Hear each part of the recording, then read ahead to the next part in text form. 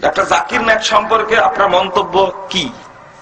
Doctor Zakir Naik তিনি একজন মানুষ, ফেরেশতা নন, নবীও নন, সাহাবীও নন। এখন পর্যন্ত জানি যে কথাগুলো বলছেন কোরআন হাদিসের সাথে মিলিয়ে বলছেন। যতদিন বলবেন হক বলবেন, যেদিন উল্টাপাল্টা হবে তিনি তখন বাতিল হয়ে যাবে, না হক হয়ে যাবেন। কথা মনে থাকবে। কারো মুকাল্লিদ আমরা নই। যার কথা কোরআন হাদিসের সাথে মিলবে তার কথাই গ্রহণ করব। তিনি ইমাম বুখারী হোক, তিনি ইমাম আবু হানিফা হোক, ইমাম শাফিঈ হোক, সাহাবীদের পরে এমনকি রাসূলের হাদিসের সাথে কোন সাহাবীর বক্তব্য যদি হয়, সাহাবীর বক্তব্য মানা যাবে।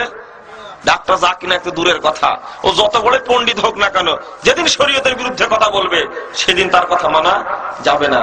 কিন্তু এখন পর্যন্ত হক কথাটা বলছেন, এটা আমাদের জানা।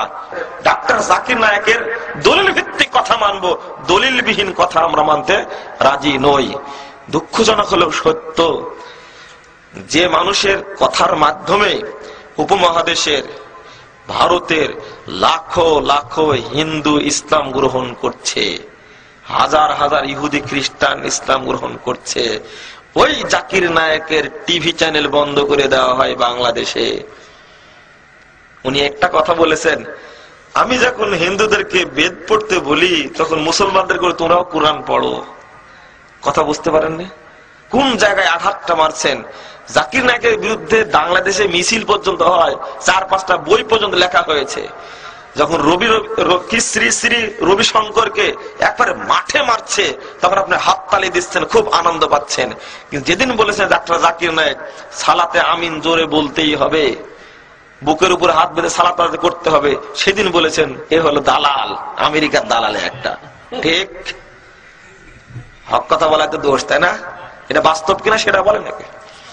ইহুদি খ্রিস্টানরা ইসলাম গ্রহণ করে একবারে ধরাশায়ী করে দিচ্ছে মাঠের ময়দানে, তখন আপনি খুব আনন্দ পাচ্ছেন, তখন লজ্জা করা উচিত আপনার। এই যে এবার গত 17 তারিখে, এই মাসেরই গত 17 তারিখে 19টি হিন্দু পরিবার ইসলাম গ্রহণ করেছে। 17 তারিখে একটা ডাইরেক্ট খবর, যিনি এসেছিলেন ইসলাম গ্রহণ করানোর জন্য 19টি পরিবার, অত সহজ একটা ছোট গ্রামের সব ইসলাম গ্রহণ করেছে।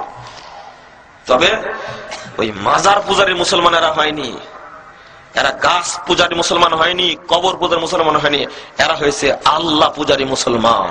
আপনার সাথে তাদের অনেক পার্থক্য। হিন্দু হলে কি হয়েছে তারা চিন্তা করেছেন?